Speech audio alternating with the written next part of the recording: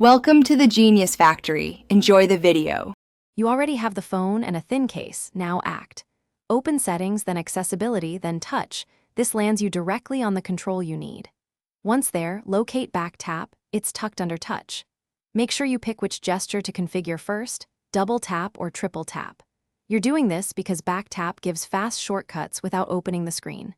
So choose the gesture based on how often you want the action, and then proceed to assign an actual action next. Now you assign what the gesture does.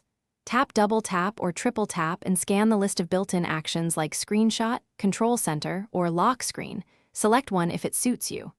If you want a custom behavior, make a shortcut in the Shortcuts app first, one that runs a sequence, plays music, or triggers HomeKit, and then pick that shortcut here.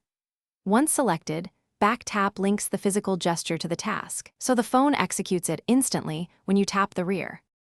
Finish by testing the gestures in real use. Tap the back with your typical grip and make sure the action fires. If it's inconsistent, switch to the other gesture or change the case because thickness and material affect detection.